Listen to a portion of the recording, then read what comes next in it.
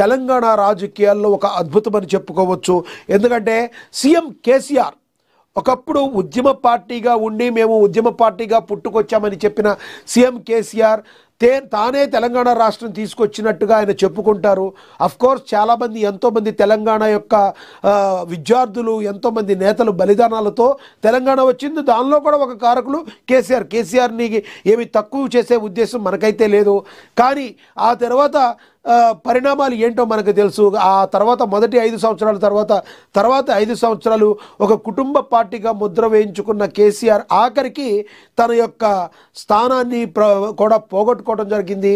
CM పదవి నుంచి ఆయన ప్రభుత్వాన్ని గద్దె దింపేశారు ప్రజలు.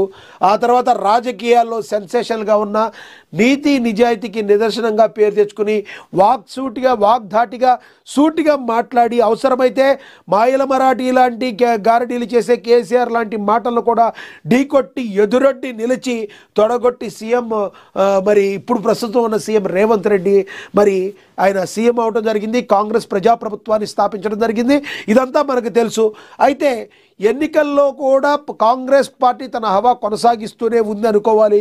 ఎందుకంటే మొన్న జరిగిన ఉప ఎన్నికలు కావచ్చు, అక్కడక్కడ ఎక్కడైతే జూబ్లీహిల్స్లో ఉప ఎన్నికలు కావచ్చు, జరిగిన ఉప ఎన్నికల్లో కూడా విజయ డంకా మోగించి కాంగ్రెస్ పార్టీ ముందుకు వెళ్ళటంలో సీఎం పాత్ర చాలా చాలా కీలకమని చెప్పుకోవాలి సీఎం రేవంత్ రెడ్డి. అదేవిధంగా ఈ రోజున సర్పంచ్ ఎన్నికలకు కూడా ముహూర్తం ఖరారు అయిపోయిన వేళ మరి సీఎం రేవంత్ రెడ్డి మరి ఈ జిల్లాల పర్యటనలో ఎక్కడైతే ఈ ముఖ్యమంత్రి రేవంత్ రెడ్డి జనంలోకి వెళ్తున్నారు, ఆయన 2 ఏళ్ల విజయాలు 3 ఏళ్ల ప్రణాళిక, నేటి నుండి పట్టణ బాట, అటు ప్రగతి మంత్రం ఇటు పంచాయతీ గెలుపు తంత్రం. ఒకవైపు ప్రగతి తంత్రం, రెండో వైపు పట్టణంలో పంచాయతీలో గెలుపు తంత్రం. పంచాయతీలో గెలవాలి అంటే ప్రజలకి ప్రగతిని వికాసాన్ని చూపించాల్సి ఉంటుంది. ఏ రాజకీయ పార్టీ అయినా ఏ జనాలైనా అప్పుడు మాత్రమే ప్రజలు నమ్ముతారు. వాళ్ళు నమ్మినప్పుడు మాత్రమే ప్రజలు ఓటేస్తారు. ప్రభుత్వం ఏదైనా పని చెయ్యకపోతే ఎటువంటి పరిస్థితుల్లో ప్రజలు ఓటు వెయ్యరు. అది అధికార పక్షమైన విపక్షమైన. అధికారంలో పక్షంలో ఉండి కూడా ఓడిపోయి ప్రతిపక్షానికి ఓట్లేసి గెలిపించిన ప్రజలు కోకొల్లలుగా ఉన్నారు. కానీ మరి రేవంత్ రెడ్డి విషయంలో మాత్రం అలా జరగడం లేదు. ఎందుకంటే ప్రజలు చాలా చాలా చాలా బలంగా నమ్ముతున్నారు రేవంత్ రెడ్డిని. తెలంగాణ యొక్క అభివృద్ధిని ముందుకు తీసుకెళ్లే దిశలో మరి ఆయన తనదైన శైలిలో ముందుకు దూసుకుపోతున్నారు అనుకోవచ్చు. హైడ్రా తీసుకొచ్చిన కొత్తలో కొంతమంది అభ్యంతరం చెప్పినప్పటికీ ఈ రోజున ఎంతోమంది కబంధ హస్తాల్లో మరి ఎన్నో భూములు ఉండిపోయినాయి. అలాంటి భూములను మళ్ళీ మరి చెరువులు కుంటలను ఆక్రమించిన కబ్జా రాయిళ్ల చెరలో నుంచి విడిపించి హైదరాబాద్లో కావచ్చు, రాష్ట్ర వ్యాప్తంగా తెలంగాణ వ్యాప్తంగా మరి వాటికి విముక్తి కలిగించి అనేక చెరువుల్లోకి మళ్ళీ వాటిని సుందరీకరణ చేసే విధంగా ముందుకు వెళుతూ రేపొద్దున ఎప్పుడైనా వానలు వర్షాలు వస్తే ఆ చెరువులు కుంటలు కబ్జాకి గురి కావడం వలన ఈ రోజున మరి రాష్ట్రంలో అనేక చోట ముంపు ప్రాంతాలని పెరిగిపోయినాయి అని గుర్తించిన సీఎం రేవంత్ హైడ్రాతో చాలా వరకు తమ ప్రజల యొక్క మనసుల్ని గెలుచుకున్నారు. అదేవిధంగా సాఫ్ట్వేర్ కంపెనీలను ఎన్నో తీసుకురావడంలో రావచ్చు తెలంగాణ రాష్ట్రానికి. మరి ఐటీ శాఖ మంత్రి దిద్దుల శ్రీధర్ బాబు వీళ్ళందరూ కలిసి రాష్ట్రాన్ని ముందుకు ప్రగతి పథంలో నడిపిస్తున్నారని ప్రజలైతే చాలా బలంగా నమ్ముతున్నారు. హుస్నాబాద్ ఉమ్మడి కరీంనగర్ జిల్లా పర్యటన డిసెంబర్ 3 మధ్యాహ్నం 2 గంటలకు కార్యక్రమాలు.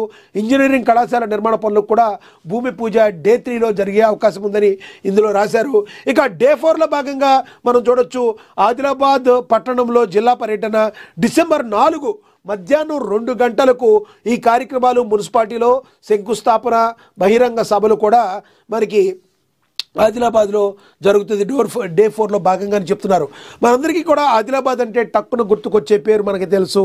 కాంగ్రెస్ పార్టీ ఇన్ఛార్జ్ కంది శ్రీనివాసరెడ్డి ప్రజల్లో అప్రతిహాసంగా దూసుకుపోతూ కాంగ్రెస్ పార్టీకి ఒకప్పుడు అసలు అక్కడ కాంగ్రెస్ పార్టీకి ప్రాతినిధ్యం లేని పరిస్థితి, కానీ అక్కడి నుంచి కాంగ్రెస్ పార్టీని ముందుండి నడిపి మరి రేవంత్ రెడ్డి మనసు కావచ్చు, గతంలో మరి ఇప్పుడు మంత్రిగా ఉన్న జూపల్లి గారు కావచ్చు, లేదంటే మంత్రిగా ఉన్న సీతక్క గారి మనసును కూడా గెలుచుకుని అప్రహాతి అప్రతిహాసంగా దూసుకుపోతున్న కంది శ్రీనివాసరెడ్డి ప్రజలకు మరింత చేరువై కాంగ్రెస్ కార్యకర్తలన్నిటిని అందరినీ కూడా మరి వాళ్ళ దగ్గరికి జాయిన్ చేసుకుంటూ కాంగ్రెస్ పార్టీలో జాయిన్ చేసుకుంటూ కంది శ్రీనివాసరెడ్డి మార్కుతో ఆదిలాబాద్ అభివృద్ధికి కాంగ్రెస్ పార్టీ మరి ముందుకు దూసుకుపోతుంది. ఇలాంటి సమయంలో మరి పంచాయతీ ఎలక్షన్ల మీద దృష్టి పెట్టిన కాంగ్రెస్ పార్టీ మరి రేవంత్ రెడ్డి పర్యటన ద్వారా తద్వారా మరింత బూస్టప్ ఎదురై మరి ఆదిలాబాద్లో గ్రామ పంచాయతీల్లో విజయమే లక్ష్యంగా మరి ముందుకు దూసుకుపోతుంది కాంగ్రెస్ పార్టీ. ఇక నర్సంపేట ఉమ్మడి వరంగల్ జిల్లా పర్యటనలో డిసెంబర్ 5న మధ్యాహ్నం 2 గంటలకు ఈ కార్యక్రమాలు ఇంటిగ్రేటెడ్ పాఠశాల శంకుస్థాపన బహిరంగ సభ కూడా డే 5న జరిగే అవకాశం కనబడుతుంది. ఇక డే 7 సిద్దిపేట ఉమ్మడి మెదక్ జిల్లా పర్యటనలో డిసెంబర్ 7న మధ్యాహ్నం 2 గంటలకు కార్యక్రమాలు 300 కోట్ల అభివృద్ధి పనులకు భూమి పూజ చేశారు. డే 7 ఇది లాస్ట్ మనకి కనిపించినవన్నీ ఒక్కొక్కటి చదువుకుంటూ వెళ్తున్నాం, ఒక ఆర్డర్లో రాలేదని ఎవరు కూడా ఏం అనుకోవాల్సిన పరిస్థితి లేదు. ఇక సిద్దిపేట ఉమ్మడి మెదక్ జిల్లా అనేది మనకు తెలుసు. సిద్దిపేట ఎవరికి అనేది బీఆర్ఎస్ పార్టీ ప్రజెంట్ ఉన్న లీడర్ ఎవరైతే హరీష్ రావు ఉన్నారో ఆయనకి ఒకప్పటి నుంచి కంచు కోటగా అని చెప్పుకుంటూ ఉంటారు సిద్దిపేటలో. అదేవిధంగా అప్రత్యాస విజయాలు కూడా సాధించారు ఆయన. కానీ సిద్దిపేట ప్రజలు కూడా ఈ మధ్య పక్కదారి చూస్తున్నారు. ఎందుకంటే ఆ ఫ్యామిలీలో ఉన్న కొన్ని లోకలు ఎక్కువ ప్రభావం సిద్దిపేట మీద పడినట్టుగా మరి సిద్దిపేట అభివృద్ధి జరగాలంటే కాంగ్రెస్ పార్టీని గెలిపించాలని చెప్పి ప్రజలు కూడా కోరుకుంటున్నట్టుగా మరి విశ్లేషకులు చెప్తున్న మాట.